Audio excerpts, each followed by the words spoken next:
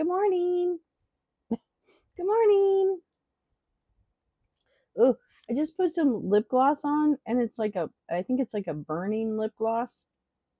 Who invented burning lip glosses? You know? Like who invented those? I don't even understand that. Doesn't make any sense to me. Oh, I don't know. Okay. Can you hear me now? Excellent. Hi, Carrie. Hi, Jane. My hair's a mess. It's okay. It's okay. It's all right. Good morning. Good morning. Good morning. Good morning. I'm not even finished with the set. The set isn't even done yet. My God. Woke up a little later than I wanted to, but that's okay. That happens. How's everyone today? How's everyone today? There we go. How is everybody today? My lips are it makes my lips inflamed. Yeah. It's like, what? Do you need to burn my lips? I don't know. Is that a thing? And hello, Lee. Lee, good morning. You booked your ticket for Heathrow. Oh my God. I'm so excited, Lee. I'm so excited. I'm so excited. Anyway, good morning. Happy Thursday. Yeah, not too bad living through the fall of democracy, huh? Here we are. Jesus Christ. What the fuck? Carla, you're working too hard. Carla, we got to get our compound going. I'm not kidding about that. I want to do that. I've been looking. I've been looking for places to park a little house, a little trailer. Yeah, she goes every year. Well, I think you try to go every year, Lee. I don't know if you. I don't know your life. I don't know your life. But I think you try to go every year. Anyway, good morning. I finally slept through the night, which was amazing. Let's hear it for sleep. Let's hear it for sleep. Good morning. Hi, Tammy. How are you, darling? Good to see ya. Good to see ya. Happy Thursday. It's Thursday. It's not Wednesday. It's not yet Friday, but it's a Thursday. Yeah, sleep is great. Kim P. Hi, Kim P. How are you? Oh, Oklahoma. Is it cold? Oh, boy. I was up at 3 a.m. ready for a nap. Tammy, I don't know what to tell you. Yeah, hi all. Stupid computer crash. Oh, Neil. It's Wednesday? No, it's Wednesday.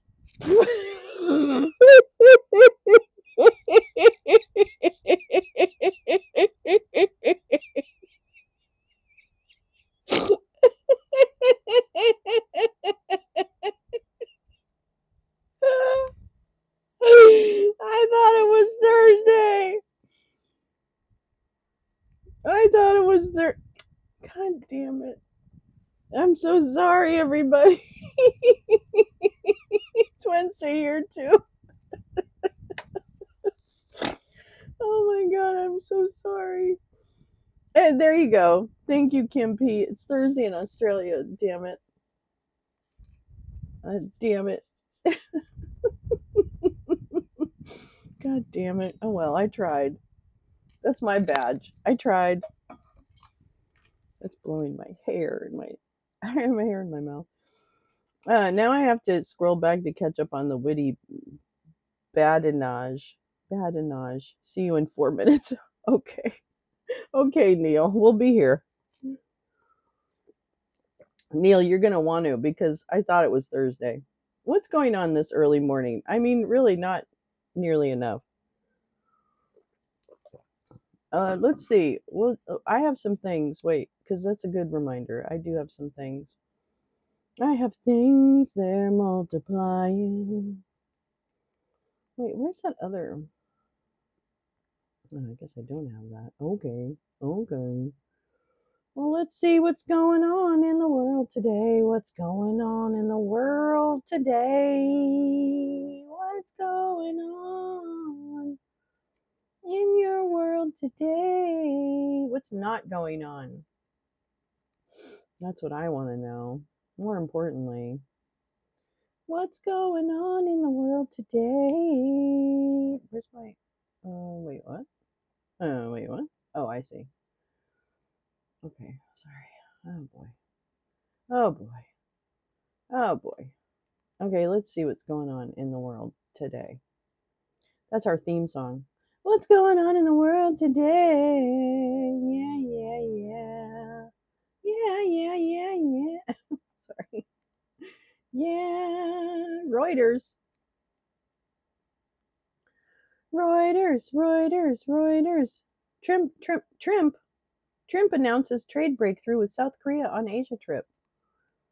Donald Trump and South Korean President Lee Jae-myung finalized details of their fraught trade deal at a summit in South Korea. And the U.S. president also sounded optimistic about a looming summit. You know what? It doesn't matter what he says. That's Heathrow, London Heathrow. Mm-hmm. That's a little airport action. Mm-hmm. Oh, my thing is like. Oh, I see. That's what's happening. And here's what's happening in your neck of the woods. Oh my God, it's like all trash everywhere all the time. Um, well, I watched a guy get tased behind police station and ICE taking two guys this morning in LA. Oh, Tammy, what the fuck? I'm trying to wake up. Olympics in 100 days. Kim P, I didn't even realize that. Now it's gonna be Winter Olympics, right? I like the Winter Olympics. I like the skiing. I would never point myself down a hill and just like go for it, but people would, and I have to admire that. Yeah, London Heathrow. Milan. Oh, nice. That's right. No flights from Detroit to Gatwick. I'm assuming major construction or something. Oh, interesting.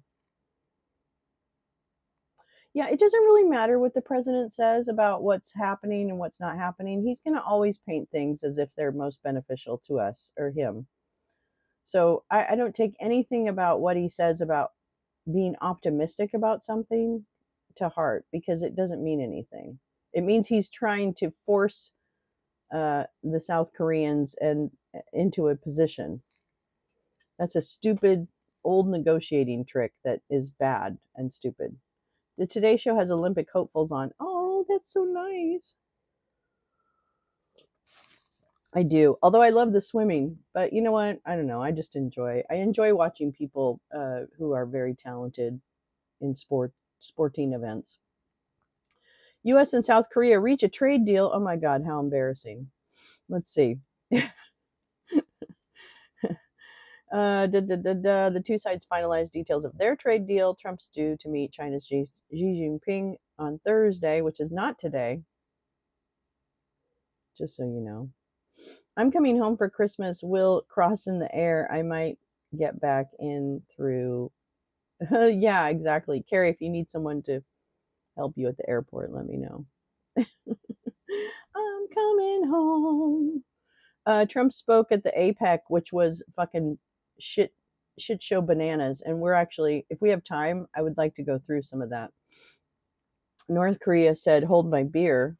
I'm going to test fire some missiles while you're over here, just to show you, hey, I exist." It's something I would do if I had a crush on a boy. I would fire missiles the minute he came in the vicinity. That's an tried and true thing. U.S. the Lee, I love you, Lee. Lee said the U.S. had a trade deal with South Korea for the last 20 years. So we don't need a new deal. We had a deal.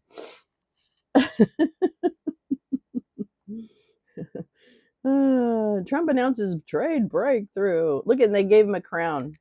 They gave Trump a crown. I'm not kidding. He's very excited. Yeah, please pile on, Neil. It's worth it. It's worth the joke to pile on. I will. It is allowed. The pylon is allowed. Believe me, I deserve it. But look at this crown that they gave him. They gave him a crown. Crazy.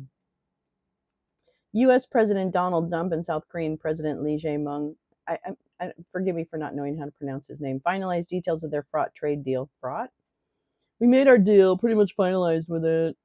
Trump said at a dinner with Lee and other regional leaders at the sidelines of an Asia Pacific forum. The allies unveiled a deal in late July under which Seoul would avoid the worst of the U.S. tariffs on its imports by agreeing to pump $350 billion of new investments into the United States in return for lower tariff rates.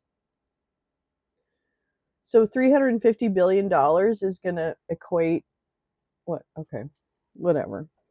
But talks over the structure of those investments have been deadlocked. Well, because it's stupid. Is this a cone? It's a cone shaped crown. It looks like a very tall Burger King crown. I'm sorry. I'm not making fun of the Koreans. I'm actually making fun of Trump. That what they give him is the cheapest crown they can find. And yeah, just give him that one. Just give him that one. We don't want that one anymore. It looks like a Burger King crown. Give him that one. That's what I think that's what I imagine the conversation was like in South Korea this morning. Is it satire? I don't know. I mean, it could be. They're going to push Korea to meet those ridiculous investment amounts that Greer and Nutlicker put in the deals. Yep, Lee. Well, apparently those are the fraught, right? We made our deal, pretty much finalized it. The Allies unveiled a deal in late July in which Seoul would avoid the worst. Okay, blah, blah, blah. But, okay. Trump and Lee agreed that Seoul can split. Okay. This is our master negotiator, guys. Okay. Dear God, we need a compound stat. I'm behind. And also in Oklahoma can confirm it's chilly and soggy. I have to come out there. I like Oklahoma. I got to figure that out. I got to figure out where I'm going to, like, land.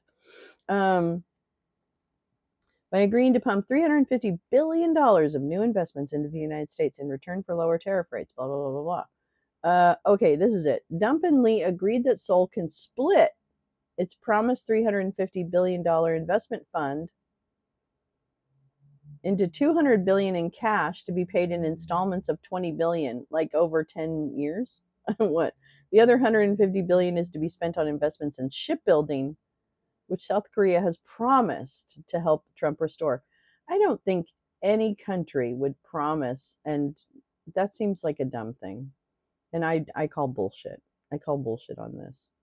And Brazil believes that Trump is going to make a deal with them. The Senate vote is symbolic with no House in session. Yeah, it's catchy when it comes back to you.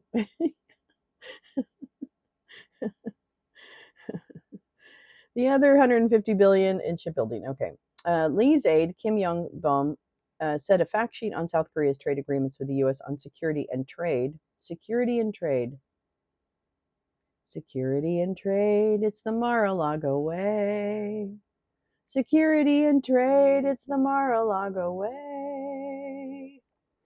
While a memorandum of understanding that contains details of the trade agreement was close to complete. Yeah, it's about 2 weeks away, I think.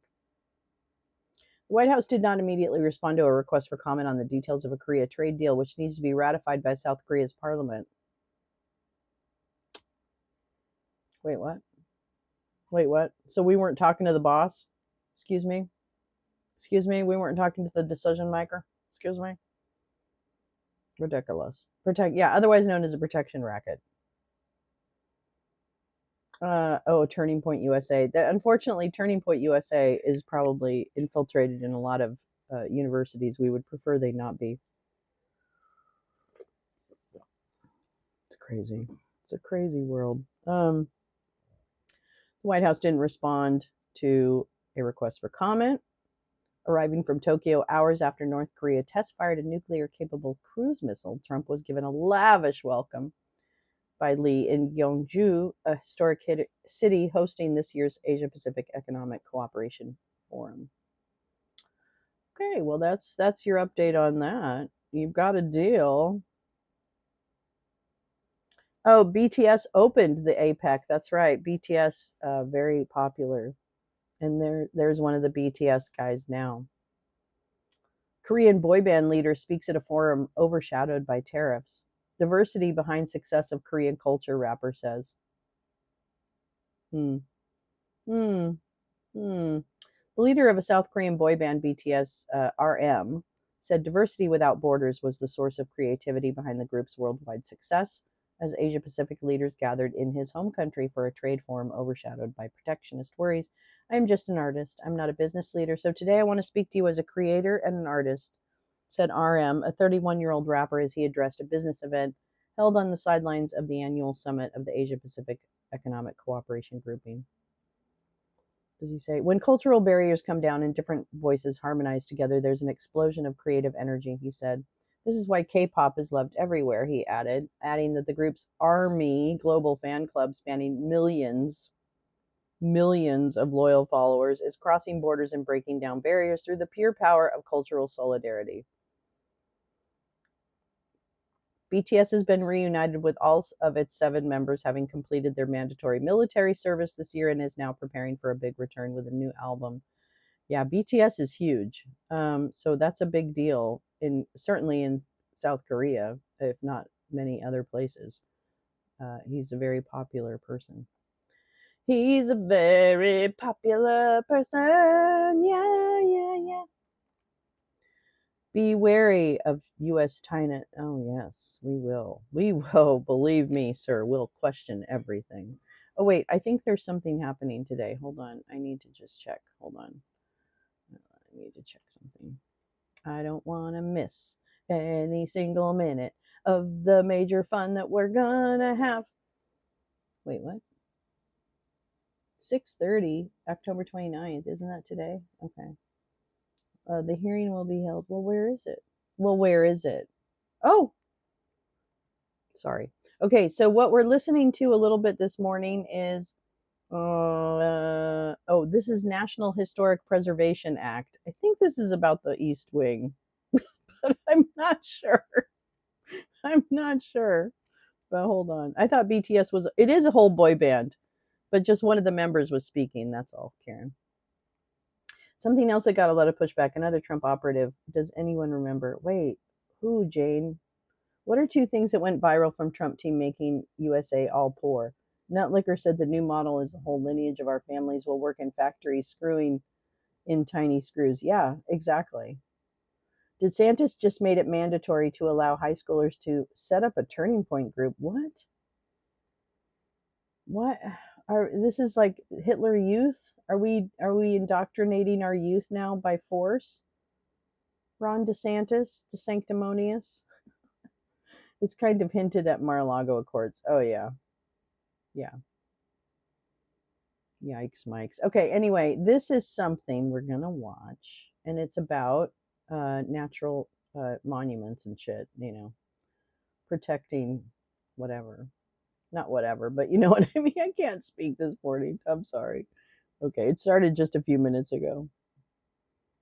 Whoa, what? Hello? Why can't you be large? What? Can you just please give me your fucking YouTube station? Okay, that's not right. Okay, okay. All right, fine. We're gonna deal with you on your stupid little terms.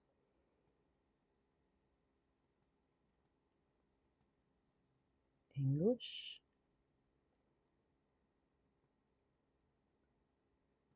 All right. Ugh.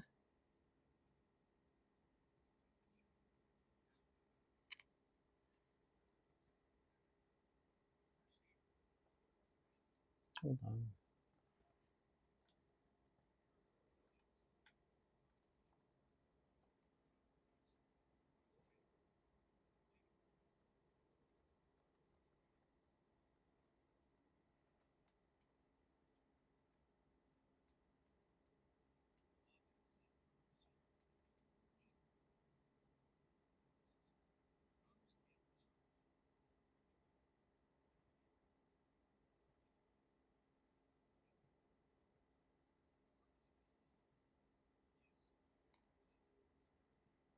Okay.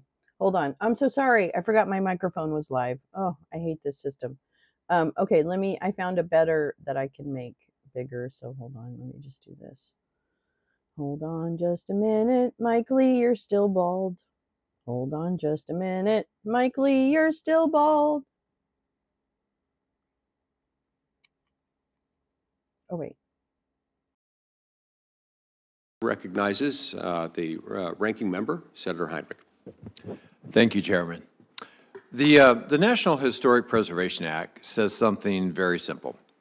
Before we build something, we should know if there's an important piece of our nation's history or culture in the area that we're planning to build. And if there is, we should try to figure out if we can avoid damaging it. Sometimes damage can't be avoided. And sometimes the project being built is important enough that damage to a historic resource is a trade-off that we choose to make. The NHPA allows for that, but we should at least check before we do irreversible damage to our national heritage. We can and must build the energy infrastructure our economy and our climate need while also preserving our history and our heritage. We can do both.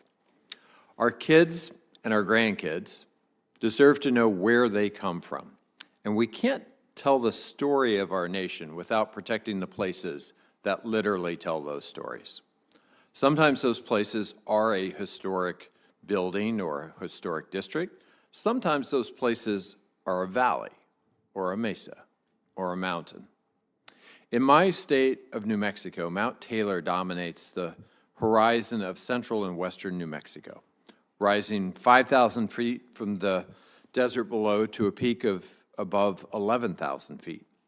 It is visible from nearly 100 miles away, and it is sacred to at least 8 tribes in New Mexico and Arizona. Mount Taylor and its surrounding mesas are a traditional cultural property, and the impact of development on it should be carefully considered before permits are issued. And that's what the National Historic Preservation Act requires. Without the NHPA, federal agencies could allow new development on this mountain without ever considering its impact on the religious practices, the traditions of neighboring tribal communities. Mount Taylor is listed on the State Register of Historic Places as a traditional cultural property, and that means that projects there get more scrutiny than other places in our state. But that's as it should be, because of the significance of Mount Taylor to communities across our state. There's no perfect law on the books, and we should always look for ways to make processes like Section 106 consultation more efficient and more effective. I'm confident we can do that while also protecting the places, even the stories that have forged our national heritage. I'm equally confident we can't do any of this without staff at the agencies that process permits for projects on federal lands. Our public land agencies have already lost more than 20% of their staff to early retirements, buyouts, and we're expecting layoffs at the land management agencies in the coming weeks that will make this even worse.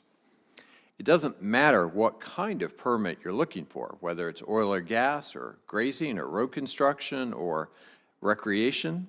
If the desk your permit application has landed on doesn't have a human behind it, you're not going to get your permit.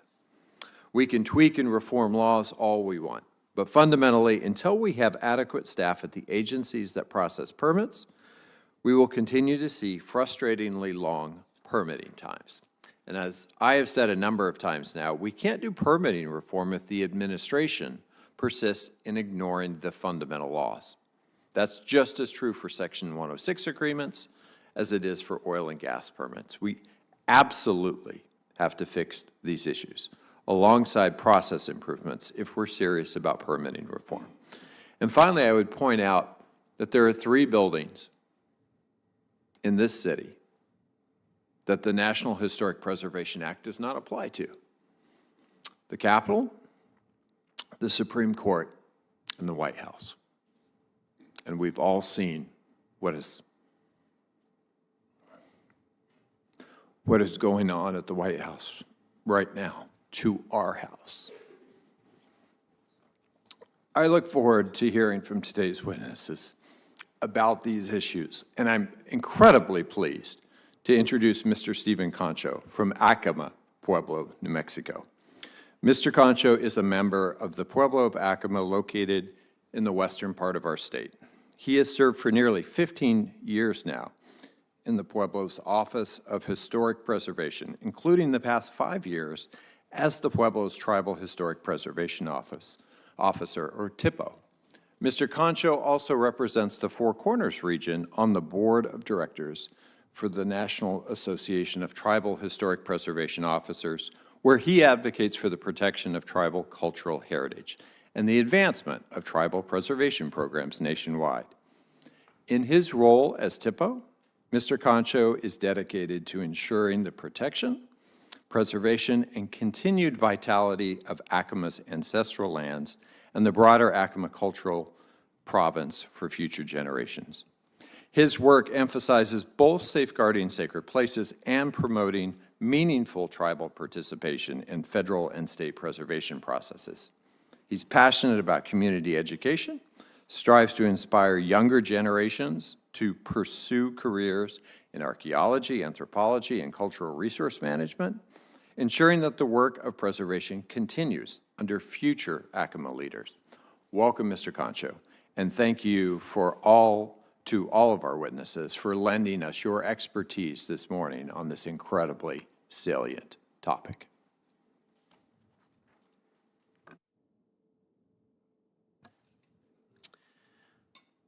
Okay, we're now going to hear from our witnesses today. Let's go, we'll hear from each of you in 5-minute rounds. We'll start with you, Dr. Merritt, and then go to Mr. McDonald, then Mr. Concho. You may proceed. Thank you, Chairman. Thank you, committee. I'm honored to be here today. I'm Dr. Chris Merritt, the State Historic Preservation Officer for Utah. I'm excited today to talk briefly about the National Historic Preservation Act. I've been a professional archaeologist for over 20 years, with the last 13 serving the great state of Utah. Every day I'm excited to go to work and share my passion for history. But let's first start with a small history review. The 1950s and 60s witnessed large federal initiatives such as interstate highways and urban renewal. Few checks existed, and because of this, many historic downtowns, neighborhoods, and places of archaeological heritage were unnecessarily destroyed with little to no consideration. This changed in 1966 with the passage of the National Historic Preservation Act, which, in part, mandated that federal agencies take into account their actions on historic properties. As expressed in the preamble of the Act, Congress found that, quote, "the spirit and direction of the nation are founded upon and reflected in its historic heritage," end quote. The Act established a federalist approach to historic preservation, empowering each state to create its own office to coordinate federal reviews and activities, the State Historic Preservation Office, or SHPO, later TIPOs. Creation of SHPOs was recognition that there needed to be a voice at the state level to review projects and offer local advice and technical assistance. While the Act created many programs, my comments today focus on the legal compliance process known as 106. From the Act emerged a regulatory process that starts by determining if an undertaking has the potential to cause harm, then identifying historic properties within the area, assessing those effects to historic properties, and finally resolving effects when necessary. This process can be broadly compared to the development of an environmental analysis under NEPA. There are many technical aspects of this type of review, but ultimately this is a procedural law meant to have a beginning and an end. The Utah SHPO knows that this process should be clear, reasonable, and as predictable as possible for not only the good of the agency and proponent, but also for historic properties themselves. Ambiguity in the scope, procedures, and timeline in a Section 106 process could endanger historic properties by dedicating insufficient time and resources to appropriately plan for these properties and could needlessly make them a perceived roadblock when expectations could have been clear at the beginning. We work through the process and move forward undertakings while still ensuring that historic properties are protected. My team reviews about 1,500 federal undertakings per year, ranging from mineral exploration programs to large-scale post-wildland fire rehabilitation. But only 3.2% of those result in adverse effects, illustrating that the vast majority of undertakings don't harm historic properties.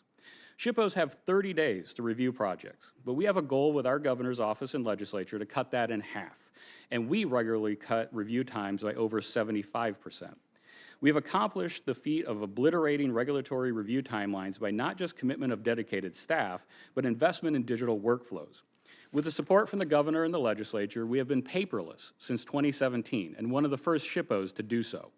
This builds on our comprehensive digital database containing 270,000 historic resources, nearly 50,000 inventories, and adding another 5,500 resources per year. And while those numbers are large, only about 9% of Utah has been inventoried. We share this comprehensive information with all federal and state agencies and consultants. In my tenure with the SHPO, we have focused on the reliability and predictability of Section 106 by working to create interagency uniformity, such as a standard-setting agreement with all 5 Utah National Forests. We also have nearly a dozen programmatic agreements with federal agencies that streamline the process, and we just signed a first-of-its-kind agreement with the Army Corps of Engineers just last week. There are times of concern, however, where national-level streamlining agreements can go too far. At the end of the last administration, the Advisory Council on Historic Preservation proposed a program comment that would have weakened or even removed state and public reviews of only those types of undertakings that fell underneath deeply politicized categories. Thankfully, that proposed program comment did not carry over at the administration change, but it had the potential to destroy the federalist approach to preservation by picking winners and losers based solely on the undertaking. Other issues with Section 106 can arise when the regulations are stretched beyond reasonability or misinterpreted, or by abusing procedural regulatory statements to unduly delay projects that receive SHPO concurrence. For example, one SHPO finds that a grazing allotment fence restringing is a simple matter of a letter, while another finds that the entire adjoining 100,000-acre allotment needs inventory and necessitates creation of an agreement document that could take months. There are always opportunities to do Section 106 better, and I'm personally hopeful that the model we employ in Utah can demonstrate where efficiencies and streamlining improve the process for all involved parties. Empowering the states to be at the center of this process is a critical component of the law to provide a check and balance on federal actions and their impacts on cultural resources. In Utah, we are committed to working collaboratively to keep the process moving and to never allow a we can't mindset to determine our course of action.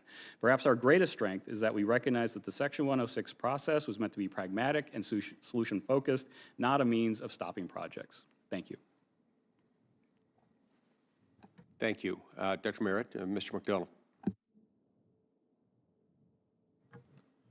Chairman Lee, Ranking Member Heinrich, and members of the committee, thank you for the opportunity to testify today on the need to improve predictability and certainty in the Section 106 review process under the National Historic Preservation Act.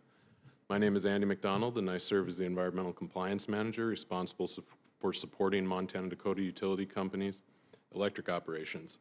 Montana-Dakota is a small investor-owned utility company that generates, transmits, and distributes electricity to more than 145,000 customers across 185 communities in adjacent rural areas in North Dakota, South Dakota, Montana, and Wyoming. Section 106 of the NHPA requires federal agencies to define and document the area of potential effects of a proposed project. In other words, the area that must be assessed for impacts to historic resources. The implementing regulations define key terms broadly, and over time, these terms have been interpreted inconsistently and sometimes expansively, creating confusion and unnecessary delays. Montana-Dakota has experienced this issue on recent projects. In the example I'd like to discuss today, Montana-Dakota is rebuilding a 3-mile electric distribution line where approximately half of the line crosses federal lands managed by 2 different federal agencies. The project involves undergrounding lines for wildfire risk mitigation and upgrading aging infrastructure. One agency required the APE to include only the portion of land managed by that agency.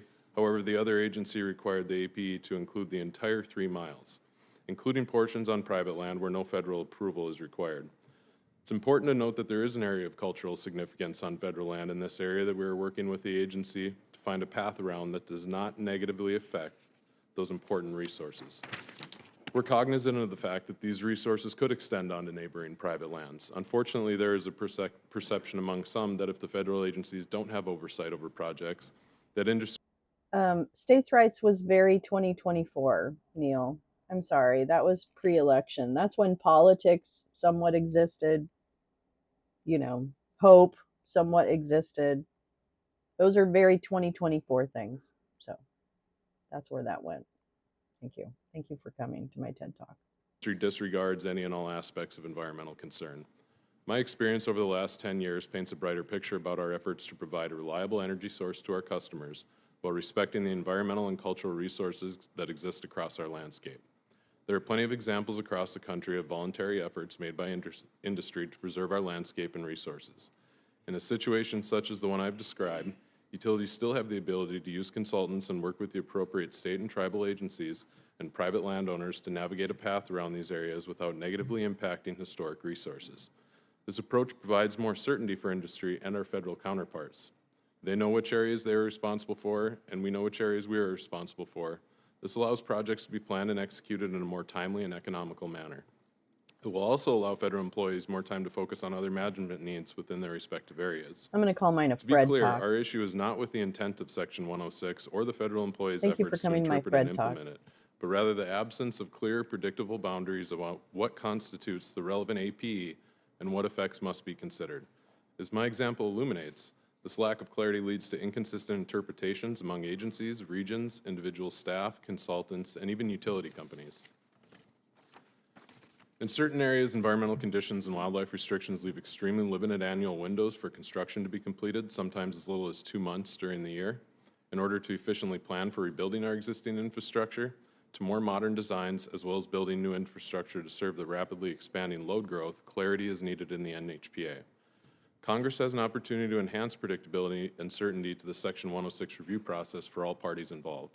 Specifically for linear projects, clarifying that agencies shall review the geographic area or areas within which an undertaking may directly cause alterations in the character or use of historic properties, if any such properties exist in that area, and that agencies may only consider effects that share a reasonably close causal relationship to and are approximately caused by the undertaking.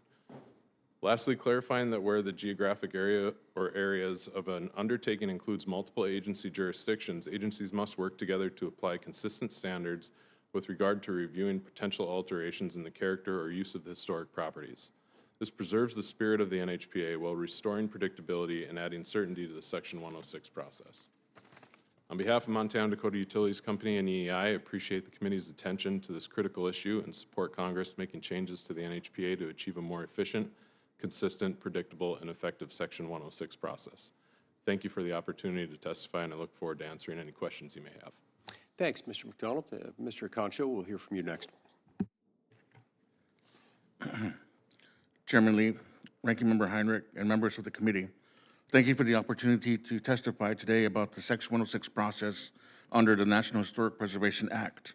My name is Stephen Concho, and I am a member of the Pueblo of Acoma, and I serve as the Tribal Historic Preservation Officer for the Pueblo. I also sit on the Board of Directors for the National Association of Tribal Historic Preservation Officers, representing the Four Corners region. Our Mesa Top home at Acoma, also known as Sky City, has been where Acoma people have lived for more than 1,000 years. Our culture, language, and way of life are tied to an ancestral landscape that extends far beyond our present-day boundaries. Protecting these places is essential, not only for our identity, but for our survival as Acoma people. The Section 106 process is one of a few laws that requires the United States to listen to tribes before federal actions disturb places of historic, cultural, and often spiritual importance. Consultation under Section 106 is not a courtesy.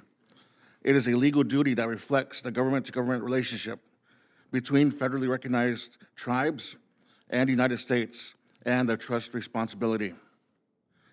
Section 106 requires agencies to take tribal input into account by consulting at every stage, but it does not dictate an outcome or prevent development. Development may still proceed when a historic property is determined eligible for the National Register of Historic Places, including as a traditional cultural property. The National Historic Preservation Act simply requires that the federal agency consider the adverse effects a proposed development would have on a historic property before approving the permit. The preference is to avoid the adverse effects, and if that is not at all possible, the law requires mitigation. Consultation provides the tribes like ours with a seat at the table and a say in what the effects would be and how to avoid or mitigate them. It does not hand tribes a veto. When tribes are consulted early and properly, in my experience, almost all projects have moved forward efficiently and collaboratively in a way that projects that protects cultural resources. That's why early and meaningful consultation matters. On the other hand, when the agencies engage tribes only after decisions have been made, projects can stall because of fights over threatened resources, resulting in rising costs. When tribes are brought in from the start, projects move faster and cultural resources are preserved. At Acoma, we saw firsthand the positive effects of early and meaningful consultation with a proposed CO2 pipeline that was going to cross 14 miles of Acoma lands. We developed a process to address this project that we call the Acoma model. From the very beginning of this project, of this pipeline project, the Bureau of Land Management, the energy company, worked directly with the Pueblo of Acoma. The Pueblo entered into a cost reimbursement agreement with the company, so our cultural experts could work alongside the project archaeologists and engineers. Together, in 6 weeks, working with a team of knowledgeable Acoma cultural practitioners, the project team surveyed 14 miles of Acoma trust land, identified more than 150 cultural sites, including 90 that would have never been recognized through standard archaeological methods, and successfully rerouted the pipeline corridor to avoid them entirely. That collaboration saved time, avoided conflict, and protected cultural resources that are important to the Acoma people. This is what successful consultation looks like. Our office manages dozens of consultation requests across 4 states every month, with minimal staff and limited short-term federal funding. Like many tribal historic preservation offices, Acoma operates roughly on $100,000 a year, barely enough to cover salaries, travel, and essential operations. This level of funding forces all TIPOs, including ours, to triage projects and stretch limited capacity, which can lead agencies to misinterpret slower response as delays. In reality, the fastest and most effective way to improve consultations for everyone, tribes, agencies, industry, is to invest directly in TIPO capacity. Mr. Chairman, members of the committee, the Pueblo of Acoma urges Congress to reaffirm support of Section 106, strengthen support for tribal historic preservation offices, and ensure that early, well-funded consultation remains a cornerstone of responsible federal decision-making. Thank you for your time. I look forward to your questions. Thank you so much. We'll now begin 5-minute rounds of questions, alternating between Republicans and Democrats in order of seniority, subject to the early bird rule, and we'll begin that now. We'll start with you, Dr. Merritt. Now, the statutory text that we're dealing with here, Section 106 of NHPA, is ambiguous. It provides simple, broad directions suggesting that federal agencies need to consider effects on historic properties. Now, while there are regulations that spell out some of the details and something of a process, they also leave significant details open to interpretation. As a result, the scope of what can be considered during the consultation process has ballooned rather dramatically. How do you determine the appropriate area of potential effects as you're reviewing them? And how do you keep that area proportionate and relevant to the direct impacts on the project? Thank you, Chairman, for that question, and I'll nerd out for a second for everybody's sake. So the area of potential effect in 36 CFR 800 is defined by the direct effects, so think about digging, trenching, et cetera, physical impacts.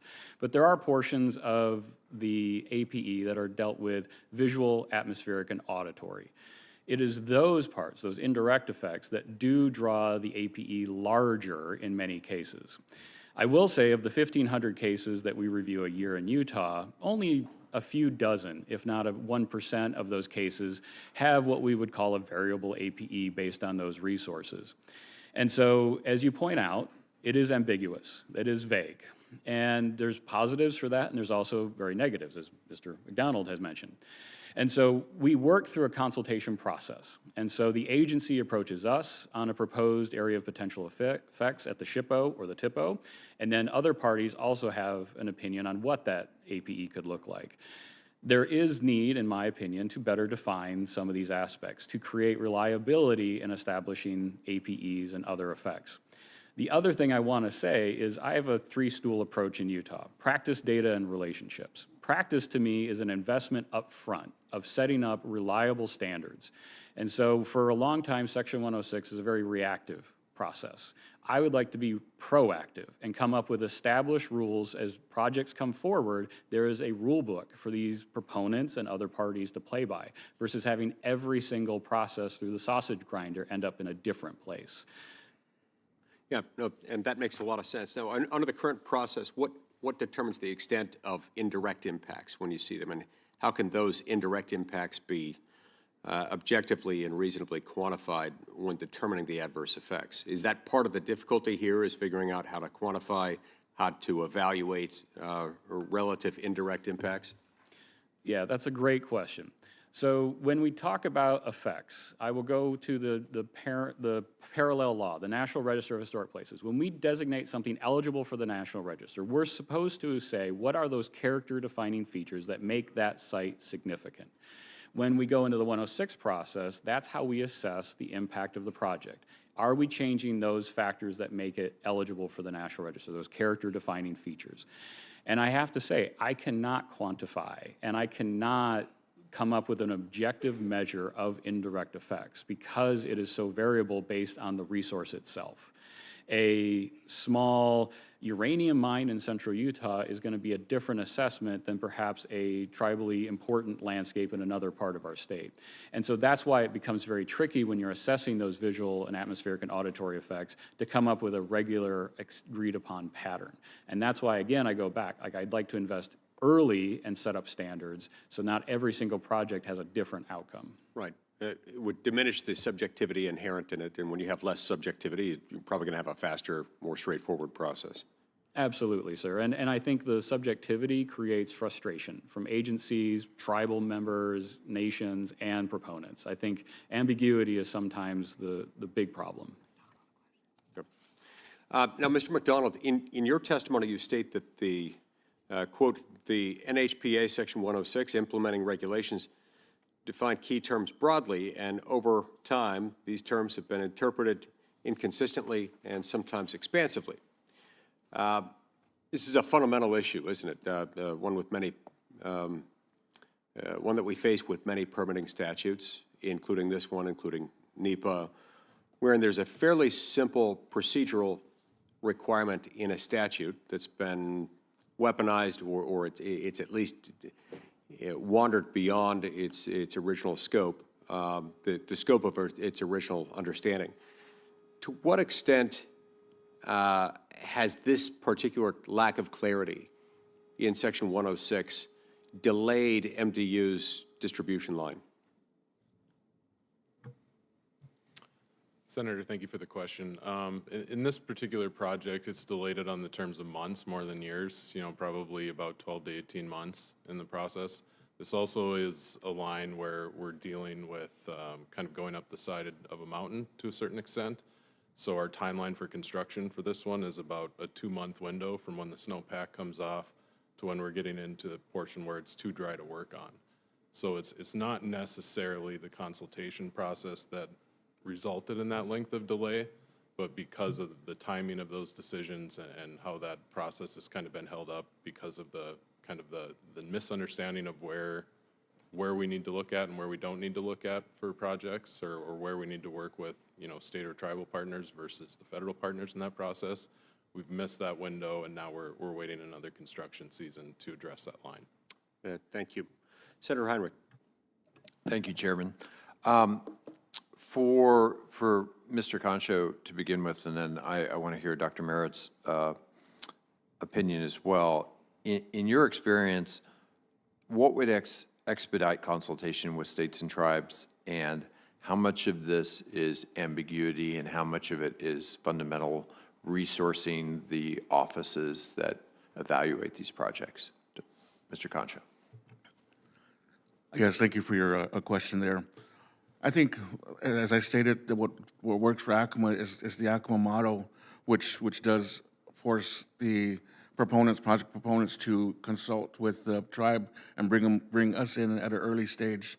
That way, we know exactly what's going on and how we can approach the projects together. And it has worked, and we have had very much success with that model. And so I think just involving the tribes and getting them, bringing us in early, at an early stage, really expedites and often in the long run saves costs. Right. Dr. Merritt. So I feel I'm very lucky to work in Utah because our governor and our legislature provide us the tools to do this efficiently. So always the knee-jerk answer is like more money, more staff. And in some cases, in some states and many tribes, that is very, very true. In Utah, that is not the case. What's your overall budget in Utah? So this is a good question. So we receive 60% of our budget from the National Park Service through the Historic Preservation Fund. So I'm sitting up here 60% federally funded. And so that's just a tad What's under, the stateside piece? so the state side is that 40% match. So Yeah. it's about $1 million from the feds and then, you know, $700 to $800,000 from the state. And so your question towards efficiencies, I think, again, it goes towards early and often. I think you're going to hear that a lot, is a lot of the projects we see in Utah that go sideways, if we had had better integration very early on in the process, if the proponent had been told, like, this is an expectation, if the agencies talk to each other, I think all of those embed efficiencies in the system. Say that last part one more time, because that's been my experience as to many of these big infrastructure projects. One of the fundamental challenges is when the agencies Don't integrate themselves, and they don't don't talk to each other early in the process. Absolutely. Mr. Concho, what's your budget again? Did you say $100,000? Yes, a little over $100,000 is the appropriations that we receive. And do you receive any federal funds as part of that? We don't have, it's mostly just grants and then some, if there is some tribal funding to supplement. Okay. Dr. Merritt, I want to ask you if there are tools that we should be using that are underused widely in this process. And I'm thinking, you know, because people made the analogy to NEPA. In NEPA, we have categorical exclusions, and those apply to things that are where the fact pattern is demonstrably the same over and over and over again. And so you analyze those as a basket rather than every single individual time. Are there tools like that within the National Historic Preservation Act that you think we should be utilizing more? Thank you, Senator, for that one, because this is one I'm really passionate. My 13 years at the state, I have invested heavily in what we call programmatic agreements. So in the 800 regulations that implement Section 106, they give us the tool to create agreements that can make routine or even complex undertakings into an agreement document that you enter the sausage grinder and you know what you're going to end up with. Programmatic agreements have the ability to do what we call streamline, and that is putting those things in buckets or baskets or whatever analogy we'd like. And that allows us efficiencies in the system because not every single fence restringing project or every single USDA disbursement to a farmer for a crop replacement, that doesn't need to go through a full four-step process. And so we can use a programmatic agreement to say, analyze it at the agency level, do your tribal consultation, but we don't need to see the project at the state SHPO. You send that to us at the end of the year. And so that's where our caseload is probably higher than 1,500 because we've put so many of those cases into large into buckets. those buckets, yeah. Mr. Concho, given the history of our country, the history of your pueblo, why is it important for us to hear your perspective when we consider historic preservation issues? Thank you for that question. Yes, it's very important that you hear the pueblo's perspective because from where I'm from, we have lived this life for almost 1,000 years. And I'm here as a TIPO in this capacity. Basically because I love what I do, I love my job, and I do this for those those folks yet to be born, to protect the area where I'm from. It's because we have footsteps all over the Southwest, and we still continue to migrate and visit and touch these places like Mesa Verde, Chalco Canyon, and protect these places through song, through prayers. And also, often we go and visit these places still today. These places, people refer to them as ruins or abandoned, but they're not. We still go to these places. They're living places that still hold meaning to the Pueblo people. And this is kind of where I come from the Southwest, from the Pueblo of Acoma, one of the oldest continuously inhabited cities in the United States. And we're happy to be that way because we still continue to have our traditions as they were given to us for 1,000 years. And protecting all these places in between keeps our tradition alive, keeps our tradition growing. It's a living cultural landscape. Yes, sir, Thank it's living culture. Senator Justice.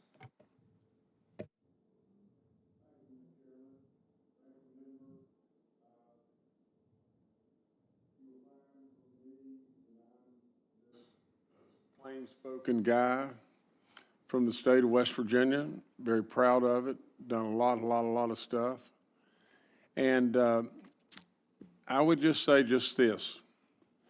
We absolutely should always continue to ask ourselves, and I wrote it down, is can we protect and move forward at the same time? It's just that simple. And the next thing that I would say is just what my dad has said many times, but I'll never forget this. You know, my dad was a graduate as an aeronautical engineer from Purdue University, and right after he came out of that, he enlisted in the Air Force, and lo and behold, they taught him how to fly, and he was flying a B-29 bomber, World War II. Now, you just think about that guy and how great all those folks were, men and women, at that time, and the contribution that they made to all of us, to each and every one of us. That guy stood at an engineering table with 2 or 3 engineers and the superintendent of a job, and they were trying to figure out exactly where to put the road. And I'll never forget this till I die. They went on and on for probably an hour and a half, and then at that time, Dad said to the superintendent, said, "Kirby, I don't know exactly what the right answer is, but this damn well ain't it." Now, that's all there is to this whole situation here. We know what all the red tape and all the problems are, for crying out loud. We know that we want to protect. You spoke, sir, about the ruins and everything that people are calling, but they speak to you, do they not? They do. We know we have to protect. We know that. But at the same time, we've got to find a way to move forward, because really and truly, the red tape, the permitting process to do anything, you know, see, I'm a business guy. The permitting process is so absolutely bogged down, it's unbelievable. And you talk about sausage, I mean, for crying out loud, it is the most bizarre things at times that anybody could ever imagine. So we got to do something about it, and we got to fix it, and we're smart, and we have the ability to fix it. Please, let's quit denying, please. Some way, somehow, let's quit denying that we don't have that we have a problem or we don't have a problem. I mean, it is preposterous to think just how bad the problem really is. You know, we got to live here too. That's all there is to it. And we got to do things. And we got to try to make things better. And we have an energy meltdown right on our doorstep. And we got to do something about that too. If we don't watch out, we're going to spin around 2 or 3 times. And this great, great, great nation, we're going to say, uh-oh, we got a real, real old Duke moment. And so with all that being said, I've really only got just one question. And this would be to Mr. McDonald. And it's so obvious it's off the chart, but you know, what we've written here is, can you provide an estimate of the direct cost, personnel, survey work, legal expenses, on and on and on, that are solely attributable to Section 106. He's The saying, fuck the process environment, for fuck a your culture, fuck multi-state your project ruins. That's what he's and saying. how that cost is ultimately passed down to the American energy consumers. To put it plainly, can you give me an estimate of how much American taxpayers are paying for the federal government's complicated process? Please, sir. Thank you for the question, Senator. So our utility isn't quite the largest utility. We're in fact pretty small in the grand scheme of things. We can certainly visit with some of our counterparts, and I can get you a more reasonable estimate for that answer for the record, if that's acceptable. Well, surely it's acceptable, but the bottom line to the whole thing of what I'm trying to say is the whole process here is not working. The process is ungodly expensive, and it is absolutely a time consumer like nobody's business. No We just got to facts. do something about it. Zero Mr. facts. Chairman, thank you, That was sir. useless. Thank you very much. Senator Cortez Masto. Thank you, Mr. Chairman, the ranking member. Can I just ask all the panel members, do any of you agree that we should eliminate entirely the Section 106? Anybody that agrees with that? No. Mr. McDonald? No. Mr. Merritt? Mr. Concho? Thank you. I think there's opportunity to streamline, and it makes sense, and I appreciate all of you coming here, but obviously this is necessary, and it does work in some faction, and what we are trying to figure out is where we can streamline it. And all of you here are important in helping us make that determination. Mr. Merritt, thank you for being here and the work that you are doing for the state of Utah. As a neighbor in Nevada, we appreciate that. Spent a lot of time in Utah. Let me ask you this. You talked about APE should be further defined, atmospheric, visual, auditory. How would we define that at a federal level without implicating what you said, the uniqueness of Forgot each about that, project in Carrie. every other Yeah, state? he's a coal guy. Thank you, Senator, for that. And I've enjoyed working with the Nevada SHPO for many years, so it's good to see you today. That's tricky. I've asked myself that, is like, where in the regulations can we make this more clear? Because I do feel there are points of it. I don't know how to do it at a broad level. This is why Utah is different than Nevada, is different than Wyoming, is different than Maine. And that's why, again, I go back to that federalist approach. Jay, is good morning. The problems I'm that good, I've hope you're sometimes good. seen with national agreements Miss you, from the girl. advisory council, other places, is a one size fits. And I am not Indiana. I can see things on the landscape for very long distances out here in the West. And so it's very hard to put a pinpoint at a regulatory level. I think there are ways, and we can be creative looking at the language of how the 800 regulations are written to better define and limit by landscape, by landform or something. Because there are points in the state where we've had a 10-mile buffer for a power line, irregardless of if there's a mountain between it and that 10-mile buffer. So there's smarter ways we can do it. But I always come back to the federalist approach is I want to have a seat at that table helping define that for the best for the people of Utah. Yeah, and I agree, and I think it is so important we have local stakeholders there. I think that was the intent, right, is to have the local stakeholders involved because you know the land, you know better what is going on and the challenges that we are facing to address the concerns that we're looking at. Can I also ask one final thing? You get federal funding from the federal government. But, Mr. Concho, the tribes don't get federal funding dedicated. You have to fight for it through grant funding, is that correct? It's, for the TIPO, if you're a TIPO department, we do have to submit our grants yearly. But you don't for get that TIPO federal, grant. directed federal funding, like a state office would?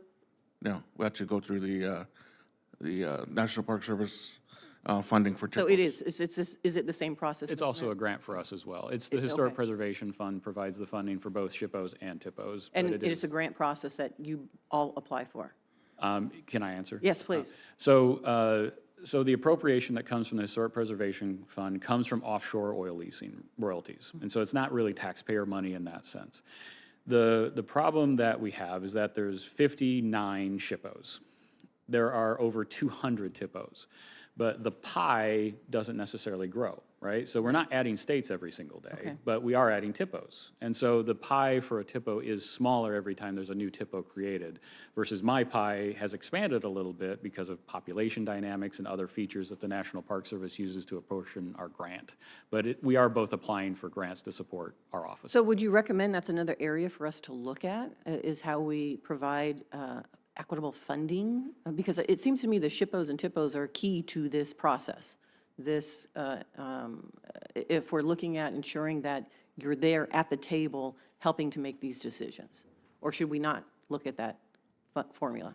I would say, from the questions I'm hearing today, everyone Hi, wants to find Josh. solutions. And so I think every step of these questions, there's solutions to be found. Maybe it's funding, maybe it's procedural, maybe it's regulatory. But I think all of it needs to be looked at, because not every state is lucky as we are in Utah to Yeah. do as good as we can, because we have the support. And you have the dedicated staff, and I appreciate that. Let me ask you one final question, I'm running out of time. Department of Interior is planning on laying off 2,000 individuals. How important is it, the Department of Interior, to have staff that are funding and working on this 106 process? So to answer that question is, overwhelmingly SHPOs feel that with employee turnover at the federal government, lack of staffing at the federal government, it puts more pressure on us to do the work. And more pressure, I won't speak for the tribes, but I've heard from tribes that they feel more pressure. As those positions dry up or people are retiring, it does put more weight on us to carry the load for these federal agencies. And I cannot imagine a world where the lack of federal employees is not going to hurt permitting and not hurt review processes. Thank you. Thank you again, all three of you. Senator Cotton.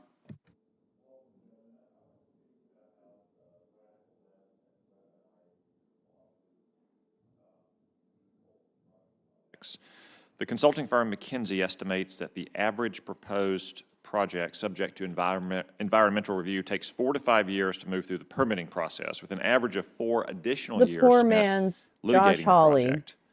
According to the Breakthrough Institute, 75% of environmental litigation, like NHPA, is driven by a handful of environmental NGOs.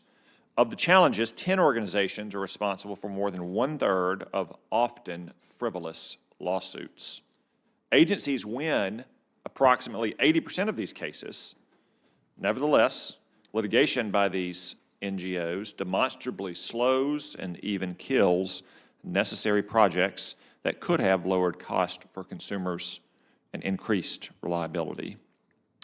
Mr. McDonald, radical environmentalists have abused our court system and weaponized statutes such as the National Historic Preservation Act, the National Environmental Policy Act, and the Clean Water Act to slow or kill needful projects to just an increase enemy of the supply people, and lower costs. I think. Given this legal landscape, what reforms, in your opinion, are needed to stop this kind of radical lawfare and lower electricity prices for consumers? Senator, thanks for the question. As was described in the testimony, I really think that the certainty that's provided with the regulations that we're asking for here will eliminate some of that. I'm not naive to think it's going to eliminate all of that, but I certainly think that, you know, if we have clear direction on what our responsibility is in the statute, it provides for less uncertainty and less kind of ambiguity in what our responsibilities are in those issues. And if one of these radical groups unsuccessfully sues on a project, are they barred from suing under other statutes, or are they free to proceed under other statutes? Senator, I'm not aware of the answer I think to it's that my question, body but clock. I perhaps can't somebody reset. else with a better legal background would understand that. And I I think just they don't get have it. many other statutes that they can proceed under, so they get multiple bites at the apple. When a project is shuttered because of such lawsuits, are construction workers and operators still paid? Thanks for the question again, Senator. I would have to get back to you on that one as well. I'm not aware of the answer to that question. Well, given that most workers are being paid by the hour, I think it's probably fair to guess that they're not being paid, which means this kind of lawfare is not just causing electricity supply to go down and prices to go up, but hardworking construction workers not to be paid. How does the threat of such open-ended lawsuits affect your decision-making for projects at MDU? Open-ended. I Come think with all on. projects and lawsuits or not, we always strive to do the best job possible. We work with our state, local, federal partners, tribal partners in instances where we're working on tribal land. We always try and do the right thing. And again, the clearer the statute is, the easier it is for us to plan for these projects, to execute these projects in an efficient and predictable manner. Okay, thank you. I yield back my time. Senator Gallego. Thank you, Chairman Lee and Ranking Member Heinrich, and thank you to our witnesses for your attendance today.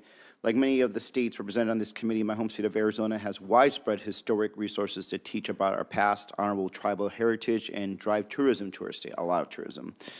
We're also experiencing tremendous population and energy demand growth, meaning we have to find ways to both grow quickly and responsibly. I've been a vocal supporter of building out housing, energy, and transmission resources as fast as possible, but also been vocal that we can't do so in a way that hurts and cuts our community and tribal input. For example, Arizona State Historic, our SHPO office, has reviewed more than 3,000 federal projects in consultation in the past 3 years. Their average turnaround time is less than 30 days, and their adverse effect rate is below 2%. This means they're following the law while keeping things moving and even improving economic investment and community relationships.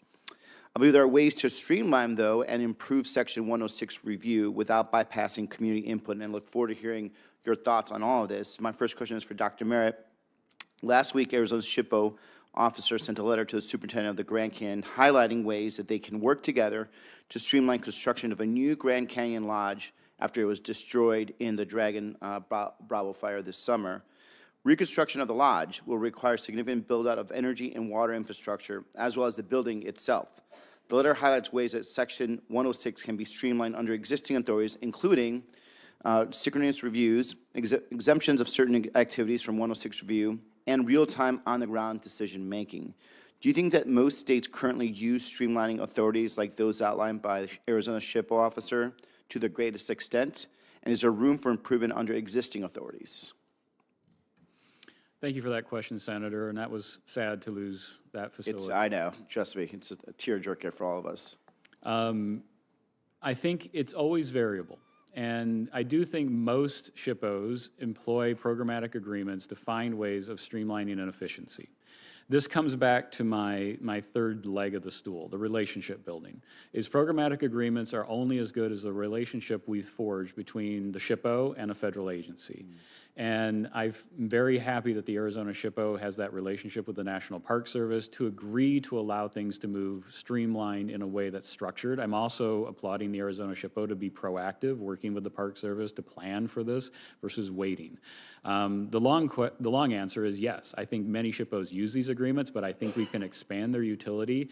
And instead of perhaps what I'm advocating is instead of having project-specific agreements to be more programmatic in sense of projects by the Park Service in Arizona as a whole, or other agencies, because I think those we find a lot of embedded efficiencies that can help. Gotcha. My next question is Mr. Concho. Many Arizona stakeholders have highlighted that tribal consultation under the Historic Preservation Act is not only required under federal trust responsibility, but extremely valuable for wildfire rehabilitation, trail construction, and much more. Can you speak more about the value of tribal historic preservation officers and what would be lost if the opportunity for tribal consultation is narrowed or reduced? Oh, yeah, thank you for that question. Tribal historic preservation officers are very important to the communities and the states that we live in, especially in the Southwest state where there's high concentration of sites in the areas there. Without tribal historic preservation officers, that all could be lost or not protected further from telling us our history. As I mentioned earlier, our history stems for a long time, and we're here to protect that history. One thing to keep in mind when talking about SHPOs and TIPOs is that being a tribal historic preservation officer, we did take on those responsibilities from the SHPO and brought them home to, like for my example, to Acoma. And there is where I, see these projects come through my office.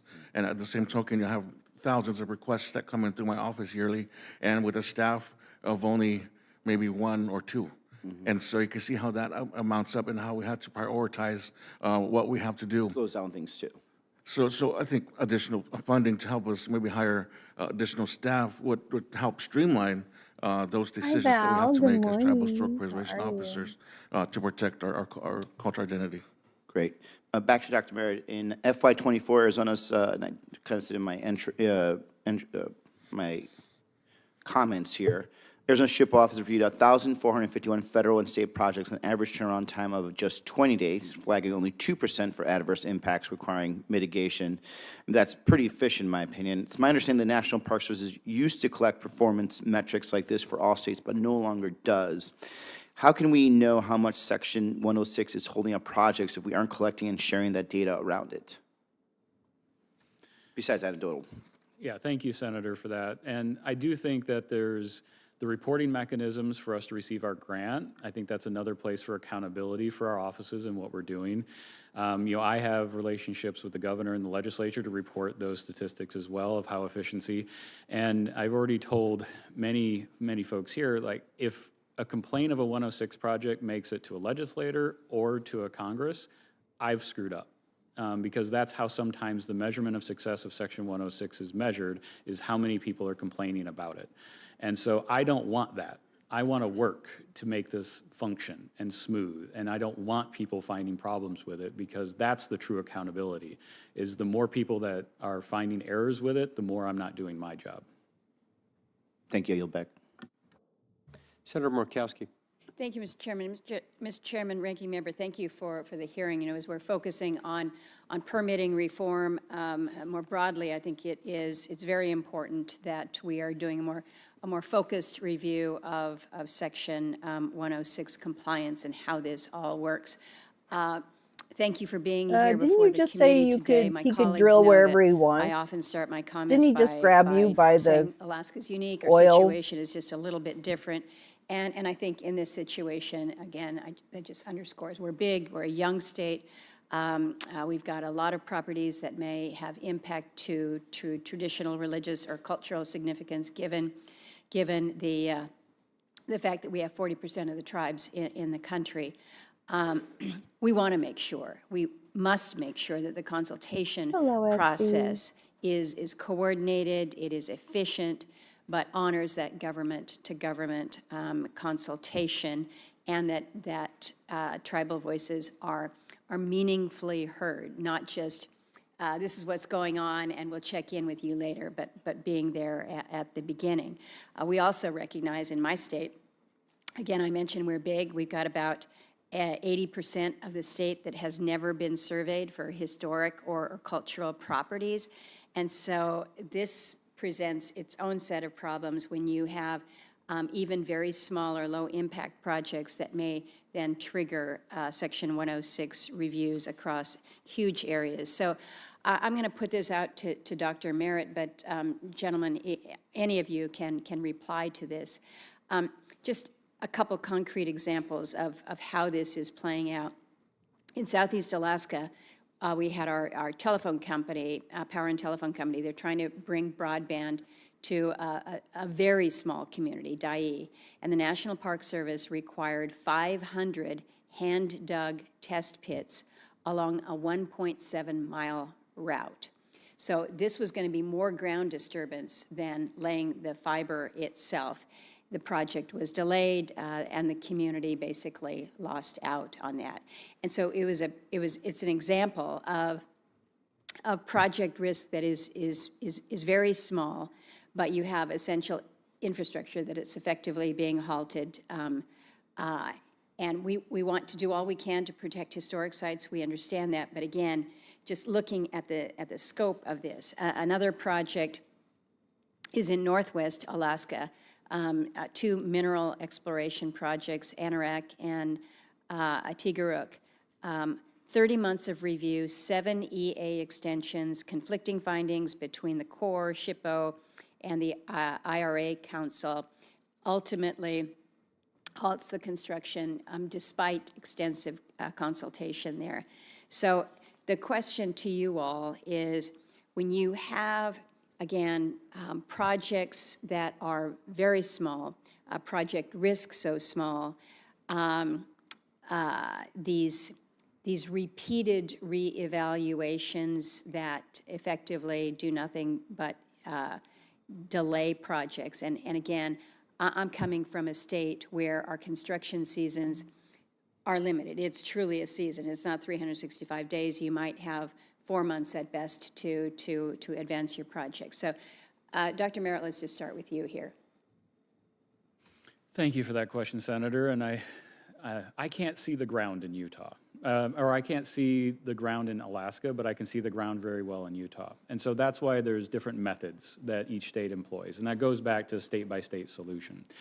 But I think, again, it goes back to relationships and finding common sense solutions to get through these projects. Is sometimes doing shovel probes or shovel tests is what we call those, makes sense. Other times it's become perfunctory. We always do them because we always have done them. I can't speak to the Alaska SHPO and why they move forward on that, but I can speak to the other issue of having multiple agencies not working well together. And I've seen that time and time again, not because that the solution is bad for anybody, but because the coordination stank at the very onset.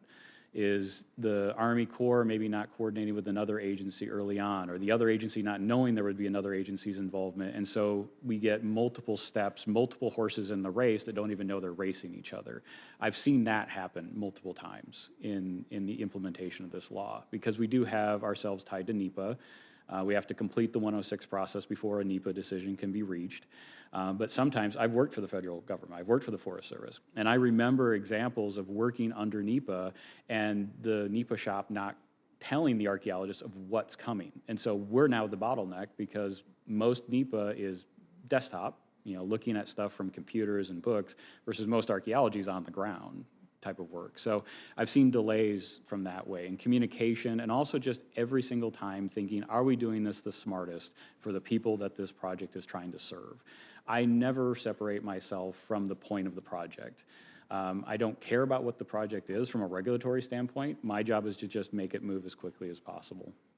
Well, it sounds like you're not satisfied that we have a process that is efficient and does allow for a, whether it's a multi-track, but just recognizing that understanding what this process may look like, timelines that are realistic, could help us with our efficiency. 100%. When a proponent calls me, because they know they have to enter into a consultation with the BLM to get a permit, I try to walk them through as clearly as I can, like, expect this, expect this. When you meet with the BLM, let me know. We can communicate with the BLM to move the project along. And so it's communication, and sometimes we stink at it. Thank you for that. Thank you, Mr. Chairman. Thank you, Senator Murkowski. Senator Hickenlooper, you're up next. Thank you, Mr. Chair, and thank all of you for being here. Thanks for your work. Expanding and updating our electrical grid is critical, I think, to ensure reliable, affordable, dependable electricity. Many of us up here have sponsored a number of bills in that direction. In Colorado, we've seen how valuable it is when energy developers and agencies consider cultural and historical context and the resources up front in the processes of much-needed grid expansion. I think you've all touched on this. Let me start with Mr. Merritt and Mr. Concho. What are your ideas for how we can minimize the impacts to historic and cultural resources while at the same time being more efficient or speeding up the build-out of critical infrastructure like transmission, which the country depends upon? Mr. Concho, why don't you start? Thank you for the question. I believe, like you mentioned, first and foremost, the bringing on the tribes that belong to the areas that are being affected with the project proponent, bringing them together at the table as the project is being, at its inception, is the most important part in this whole thing, because you get the input from tribal representatives, plus that's tribal knowledge. The elders, the people that live there, that have lived there, know where certain things are at, know where certain historic and sacred sites are at. And so coming from the Native American perspective and coming from the Southwest, it's very important, and especially in the Southwest, because you can't walk at least maybe a mile and not run into a place of cultural significance, and that's how important it is for the TIPOs and just to come to the table early and involve the tribes at an early point. Great. I struggle with being pithy, but I will try to do my best because this is a very interesting question. So in Utah, we have spent most of this year working on a draft agreement to look at geothermal.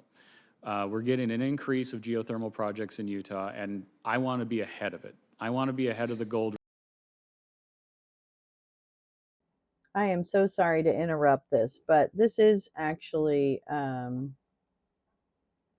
little like I just want to make sure we get to a couple of things. I have a doctor's appointment this morning, so I do need to kind of like be make sure I get to stuff. But I wanted to share what SB's talking about, which I didn't realize came out. And not that I'm terribly, drawn up in the whole Biden and the auto pen and the, who gives a shit kind of stuff. I don't really care about that. But I'm interested to hear their perspectives, like Karine Jean-Pierre and Neera Tanden and other people. Oh my gosh. Okay, there we go. Boop. So I am kind of interested in that. So I went to the Oversight Committee's page on it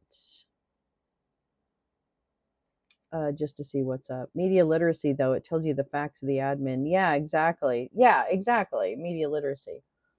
The Jeff Zients one, oh, I can imagine that they're very frustrating, frankly. Tribes have fought for the consultation. It could go back to active disruption. Exactly, Carrie, that is so true. That I do find it very interesting. And you hear what the incredible underfunding that tribal representatives get in order to do the jobs that they have to do and to cover the territories and other things that they have to cover. So it's mind boggling to me that the people who were of this land far more than anyone else who's come after them for certain are treated with such disregard. I just think it's one of the most embarrassing and shameful parts of this country. Anyway, but I did want to talk about this. Hold on just a minute. Let me move this just a little tiny bit. Just a teeny tiny bit, not a lot. Not a lot, my darlings, not a lot. Don't be scared. Don't be scared. Now, this is the GOP report, so it's full of GOP-isms, meaning lies. Oh, I mean, but this is the press release. Okay, so the Ottoman presidency. I just want to see what the highlights were. Let's see. So this is all how Jimmy Comer's gonna go down in history. Here's the key findings. Wah! Okay. The Oversight Committee found substantial, that sounds like a feelings word, evidence that President Biden experienced significant mental and physical decline during his presidency while senior. I mean, I think we all saw it, so I don't know if it's really, they actively sought to conceal his deterioration. So, how that could actually be, speaking of media literacy, how you could actually interpret that. Oh, watching them, Neera Tanden's auto pen one was great. Oh, good. Maybe we'll go right to that. I just wanted to kind of get the highlights. President Biden's inner circle, top advisors, his position undertook coordinated efforts to mislead. Yeah, see, this is all just like double speak for what could be very innocent kinds of coordination. I mean, just so someone's not humiliated in public or something. I don't know. Stood to gain financially. Oh my gosh. Wow, that's kind of stretch. That seems like a stretch, that last sentence. Stood to gain financially and politically from maintaining Biden's candidacy and suppressing evidence of his well, he didn't do very good with maintaining his candidacy because, he was dumped in the last few months, but whatever. Details, facts, whatever. She basically teaches Russians how democracy works using red tape. What? Oh, I see. Gaslighting the American public over concerns about Biden's debate performance. Are you kidding me? There's an entire point just about a debate performance. Jesus, this is stretching. Ugh. Bad cold. It's the bad cold lie. We're going to call it the bad cold lie instead of the big lie. It's the bad cold lie. My org just announced food assistance before briefing staff. I'm going to be on the phone all day. New job starts Monday. Oh, Carla. Carla. Yeah, he walked and talked slower, but I also saw him hold forth in paragraphs about international policy. Exactly. I'm sorry. I just, I have a lot of complaints about the Biden administration, don't get me wrong, but these are not chief among them. I'm sorry. These are not the drama. The drama are the actual policy decisions that were made by the administration, by the way. And if you think it's one person, then you've watched too many cartoons. That's all I'm gonna say. If you think it's just one person who's in charge of all this, and that's the person you're supposed to look at, then I think you're probably dumber than a fifth grader. Okay, political interference in medical decisions and failure of medical oversight. Oh, you mean like not being able to see the reports when a president almost gets assassinated? You mean like that? Do you mean the political interference that way? I'm sorry, what? I'm sorry, what? Yeah, fuck that. I'm not even reading that. Referral of Biden's physician. Oh, okay. So we're gonna, yeah, Dr. O'Connor. Sure, we're gonna get you. Exercise of presidential authority signed by Otto Penn invalid. Senior Biden staff exercised presidential authority. Okay, how? Through the misuse. Okay, misuse is a feelings word. Tell me actual facts. Found deficiencies in the documentation. What does that mean? What are deficiencies in documentation? And custody. Oh, okay. And custody of the president's. So what is the custody supposed to be? Tell me what it's supposed to be and what it was, and prove to me it was something other than what it should have been. Where executive actions were executed without written. Okay, well that actually happens. We know this all. I mean, that's I don't again, not shocking, not spicy. Referral to DOJ for executive actions. Okay, well, unfortunately, none of this is even close to being scandalous. You idiot. All right, let's see what we got here. This is near attendance. I mean, it's 3.5, it's almost 4 hours, and we won't do that, but we can start. Majority questions. Of near tandem conducted by the House Committee on Oversight and Government Reform under the authority granted to it pursuant to House Rule 10. Accordingly, House Rule 10 grants the committee broad jurisdiction for the committee to conduct investigations of any matter at any time. This interview was requested by Chairman James Comer as part of the committee's investigation into President Biden's alleged mental and physical decline, the Biden White House's effort to hide that from the American people, and who was making decisions for the president. Can the witness please state her name and spell her last name for the record? My name is Nura Tandon, and my last name is spelled Tanden. Thank you. On behalf of the committee, I want to thank Ms. Tandon for appearing here today. The committee appreciates your appearance for the interview. My name is Jake Greenberg, and I'm the Chief Counsel for Investigations for Chairman Comer. Under the Committee on Oversight and Government Reform's rules, you are allowed to have an attorney present to advise you during this interview. I see that you have two. Do you have counsel representing you today? I do. In your personal capacity? Yes. Will counsel please identify themselves for the record? Michael Bromwich, Senior Counsel, Steptoe, LLP. Lillian Stevens, Associate, Steptoe, LLP. For the record, starting with majority staff, can the additional staff members please introduce themselves with their name, title, and affiliation? Mitch Benzine, General Counsel, Republican side. Margaret Harker, Senior Advisor with the majority. Billy Grant, Counsel for the majority. Peter Specker, Professional Staff Member for the majority.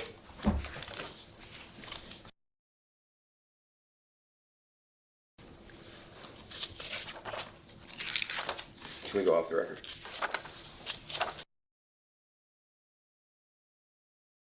We can go back on record. There are also members in the room. Would the members like to identify themselves for the record? James Culver, Kentucky. Eli Crane, Arizona. Thank you. Ms. Tandon, before we begin, I'd like to go over the ground rules for this interview. The questioning will proceed in rounds. The majority will ask questions for an hour, and then the minority will have an opportunity to ask questions for an hour if they so choose. To the extent members have questions for the witness, they will be propounded during their side's respective rounds. Do you understand? I do. The clock will stop if the witness needs to confer with counsel, when counsel for the witness is speaking, and when members or staff are speaking during the opposing side's round of questions. We will alternate back and forth until there are no more questions. Do you understand? I do. There's a court reporter taking down everything I say and everything you say to make a written record for the interview. For the record to be clear, please wait until the staffer questioning you finishes each question before you begin your answer, and the staffer will wait until you finish your response before proceeding to the next question. Further, to ensure that the court reporter can properly record this interview, please speak clearly, concisely, and slowly. Also, the court reporter cannot record nonverbal answers such as nodding or shaking your head, so it is important that you answer each question with an audible. Made the decision not to assert executive privilege with respect to your testimony, and that he will not assert immunity to preclude you from testifying. I understand. Ordinarily, we take a. Do you have this marked as one? I did. Okay. Ordinarily, we take a 5-minute break at the end of each hour of questioning, but if you need a longer break or a break before that, please let us know and we'll be happy to accommodate. However, to the extent that there is a pending question, we would ask that you finish answering the question before we take a break. Do you understand? I do. Do you mind if I take a minute just to read the letter that I've just received? Sure. I'm happy to do that after you're done, or I can do that whenever we're in LA. I attended Yale Law School I was on. You don't have an opinion on whether Joe Biden should have run for re-election? Let me interrupt for a second. We have some very specific topics that you told us you would be pursuing. Her subjective views on whether the president should have run again, not one of those. So I object to that as being not within the scope of the interview you described for us. Are you directing the client not to answer the question? I'm just advising you that you have strayed beyond what you said this interview would cover. And as the committee made clear when we transmitted those topics to you, we are not bound by those topics. We have questions for Ms. Tandon. We think that those topics will largely cover the broad strokes of this interview, but we are not bound by it, that document that we sent you. Okay, I just expected for you to adhere, at least at the beginning, to the topics that you described. If it happened to veer off afterwards from those, I can understand that. If her answers led you to ask follow-up questions, that might not have been within the bounds. But within the first 5 minutes, we're asking for subjective views as to whether somebody should have run for president, which strikes me as way off the beaten path. Thank you. Are you directing your client not to answer? No, she's perfectly capable of answering the question. I don't want to unduly prolong the interview by talking about issues that you didn't focus our attention on. Do you think that Joe Biden should have run for re-election in 2024? I thought the president had done a good job as president.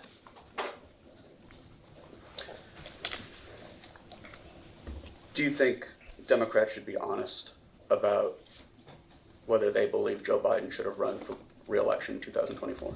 Which Democrats? Democrats writ large. Do you think that they should be honest about their belief whether Joe Biden should have run for re-election in 2024? I believe all people, Democrats including, should be honest about everything.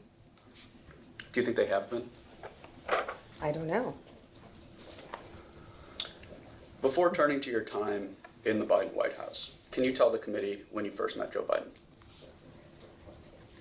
I believe I first met Joe Biden. Did he strike you as a... I met Ron Klain, I believe.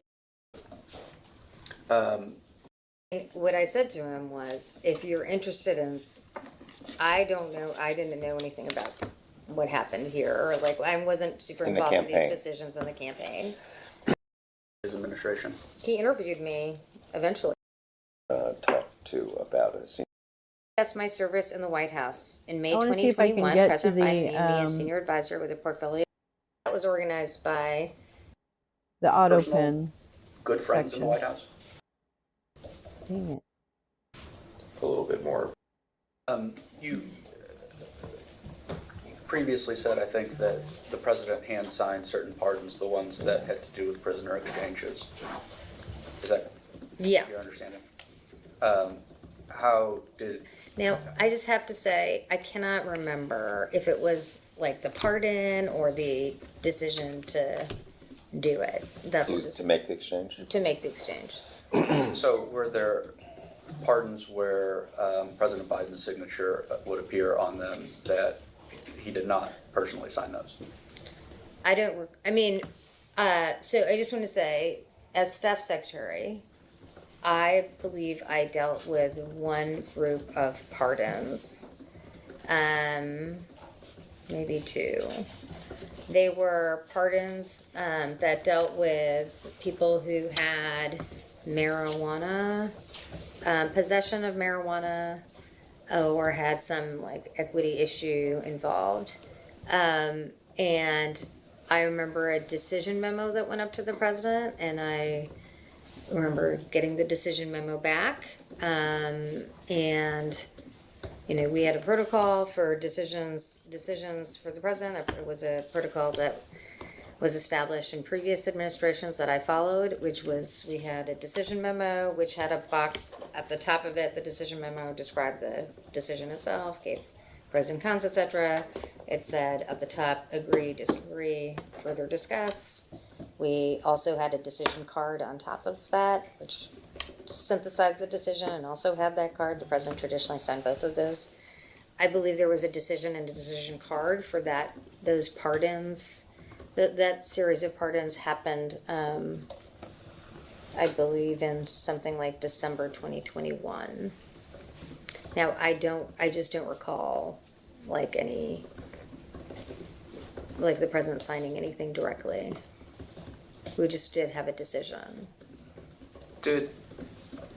So were you responsible then for when pardons or commutations came down? Were you ultimately in charge of, were you the one who needed to get President Biden's signature on those documents?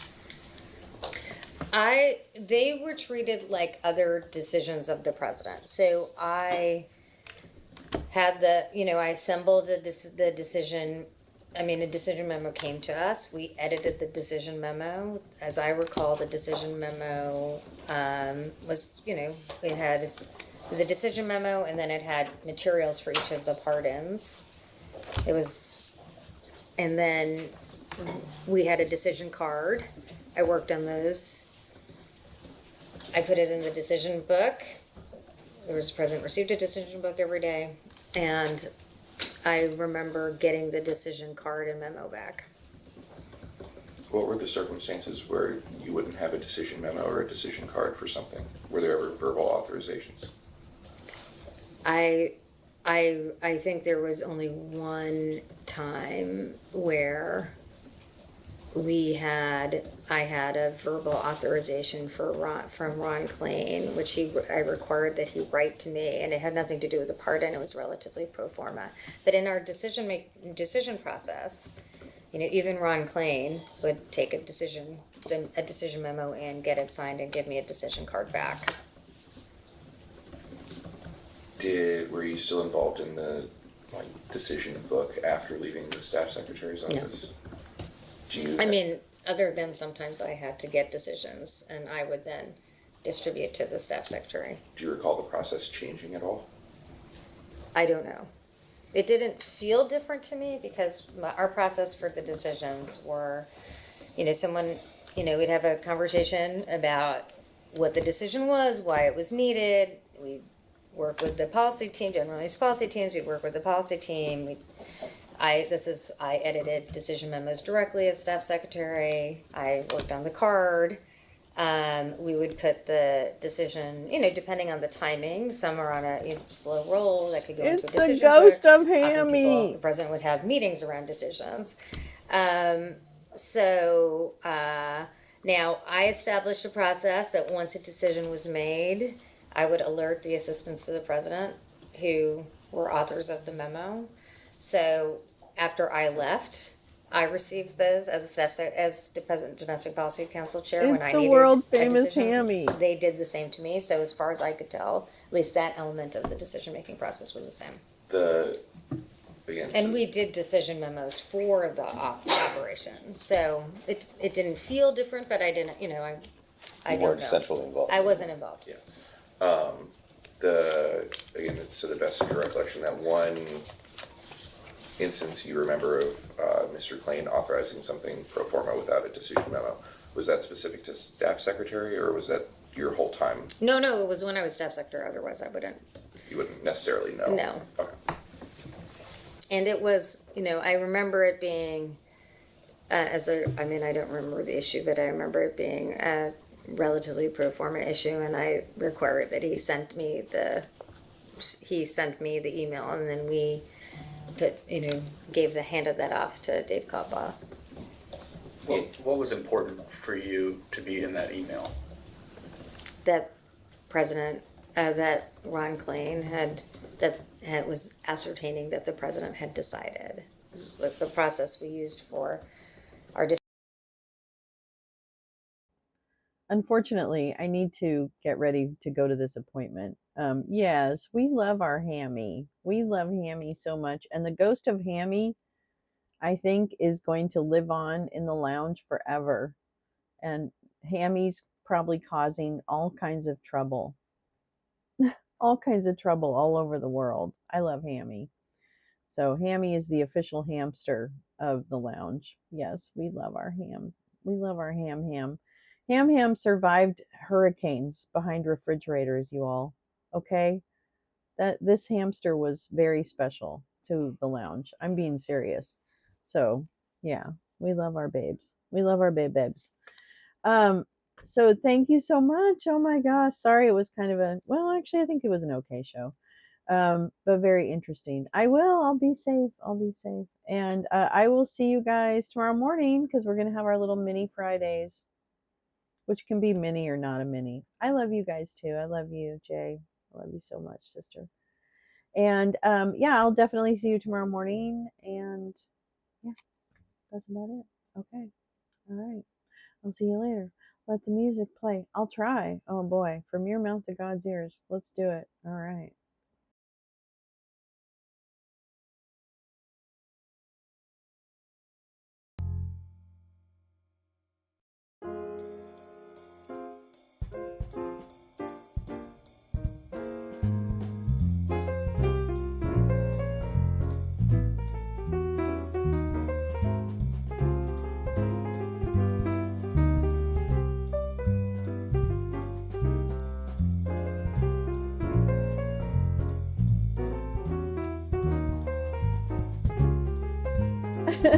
Tomorrow is Thursday.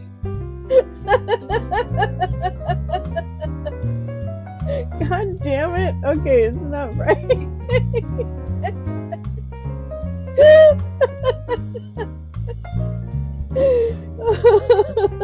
Hey, you know what? Go forth and be grateful you're not me, okay?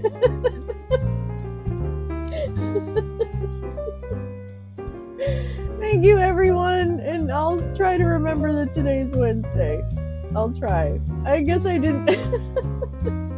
Maybe I should. Maybe I didn't get as much sleep as I thought I did. All right. Thanks, guys. I won't make that mistake again. Well, maybe I'll make it about 3 more times, but I'll try not to. Okay, I better double check my appointment. Okay, see you later. Bye.